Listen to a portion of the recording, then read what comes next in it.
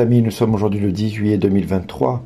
L'évangile du jour commence: si je parviens seulement à toucher son vêtement, je serai sauvé. Si je parviens seulement à toucher son vêtement, je serai sauvé, nous dit la parole de Dieu. Un acte de foi important où la vie et la mort va se côtoyer de manière insistante dans cet évangile.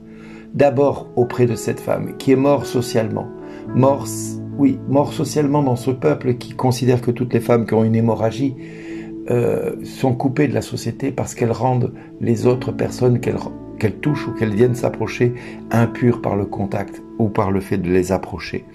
Et cette femme va braver cet interdit face à cette société qui était quand même assez très rigoureuse et qui l'est toujours dans le peuple hébraïque. Une femme qui a ses règles ne peut être approchée même par son mari parce qu'elle le rendrait impur pendant le temps de ses règles. Donc nous voyons que cette tradition et cette coutume est une coutume qui vise à être vraiment contraignante pour cette femme et qui l'empêche d'exister socialement parce que depuis 12 ans elle a une hémorragie, donc elle est impure continuellement depuis 12 ans devant toute la société et donc elle est coupée de la société. Elle ne peut s'approcher des hommes de quelque manière que ce soit sans les rendre impurs par sa fréquentation. Et bien là, elle va se frayer un chemin pour arriver à toucher la frange de Jésus afin d'être guérie. L'évangile de Matthieu ne relatera pas tellement le fait qu'elle va se frayer un chemin au milieu de la foule. Non, il va simplement dire « si je parviens seulement à toucher son vêtement, je serai sauvé ». C'est-à-dire, si je parviens, c'est difficile.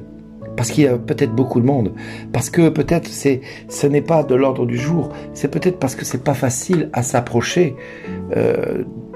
parce que peut-être ses disciples vont la repousser. Et effectivement, pour beaucoup, ce serait découragé d'essayer d'approcher Jésus avec une telle foule. Je le vois dans certains rassemblements où certaines personnes n'osent pas s'avancer pour aller chercher la grâce auprès de Dieu, parce que tout simplement, il y a beaucoup de monde, oui, mais on ne sait jamais, est-ce que c'est pour moi, est-ce que c'est pas pour moi, etc., etc. Et je vois beaucoup de personnes qui repartent des fois frustrées parce que le serviteur de Dieu ne s'est pas approché d'eux et leur a pas apporté l'attouchement, ou en tout cas la bénédiction qu'ils ont sur eux auprès de cette personne parce que eux-mêmes n'ont pas osé s'approcher. Et c'est quelque part des fois une blessure que j'ai dans mon cœur quand je vois dans certains rassemblements que des personnes n'osent pas s'avancer. Et c'est pour ça que des fois le Seigneur m'envoie vers le fond, parce que c'est là où les plus humbles ou les plus modestes ou les plus orgueilleux se trouvent et se cachent, n'espérant pas s'approcher au-delà de ce qui est raisonnable à leurs yeux, laissant passer d'abord tous ceux qui sont vraiment très malades, parce que eux ils peuvent attendre, ils peuvent patienter. Pour certains en tout cas, cet orgueil qui est un peu caché sous une montagne d'humilité, mais c'est de l'orgueil quelque part que de dire les autres en ont plus besoin que moi. Voilà. Et là, cette femme, elle a dit, moi j'en ai rien à faire de savoir qui a besoin ou ceci ou cela. Cette femme ne se pose pas la question de savoir si les malades qui sont autour de Jésus ou si ces personnes qui le pressent en ont plus besoin qu'elle. Non, elle sait simplement que ça fait 12 ans qu'elle souffre avec cette maladie qui la rend impure, qui la coupe de la société. Et elle dit, c'est pas possible, je ne peux pas accepter cela, c'est pas possible, il faut que ça cesse. Et elle va aller trouver Jésus au risque d'être rejetée. Mais là, elle pose un acte de foi et elle va se faufiler au milieu de la foule et toucher la frange du manteau de Jésus. Et là, elle va recevoir la guérison. Et dans les autres évangiles, Jésus dira « quelqu'un m'a touché » et les disciples diront « mais Seigneur, tout le monde te presse, tout le monde te serre, tout le monde te touche. » Oui, mais une force est sortie de moi. Et c'est là où Jésus va dire « toi, ma fille, ta foi t'a sauvée. » Voilà. Eh bien, à d'autres moments, il va dire « confiance, ma fille, ta foi t'a sauvée. » Voilà. Et c'est ainsi que Jésus va identifier cette femme qui avait cette hémorragie. Personne ne saura pourquoi.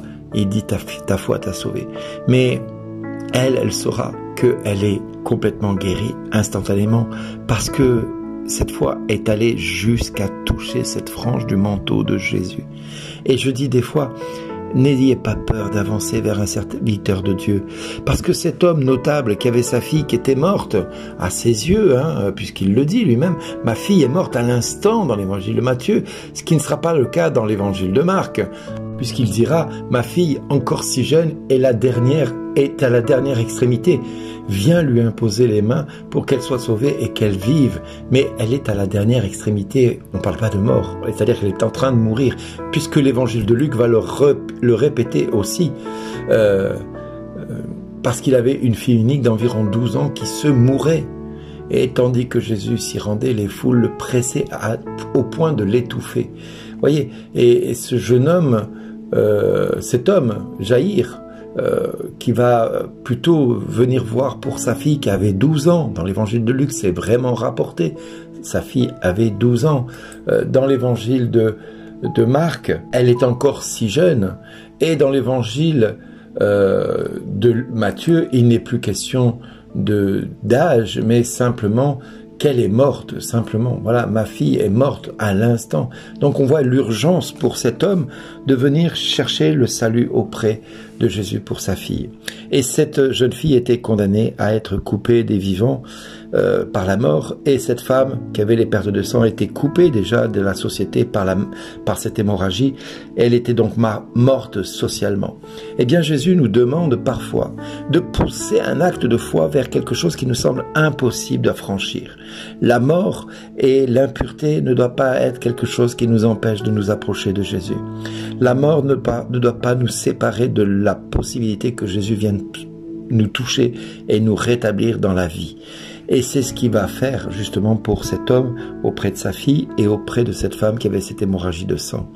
Alors frères et sœurs, un autre passage dans la parole de Dieu nous dit « Le royaume de Dieu est à ceux qui s'en emparent avec violence ». Eh bien j'ai envie de vous dire aujourd'hui, mettez-vous à genoux et déclarez à voix haute, à voix forte « Seigneur, ma fille, mon fils, ma mère, mon père est gravement malade. Je suis gravement malade.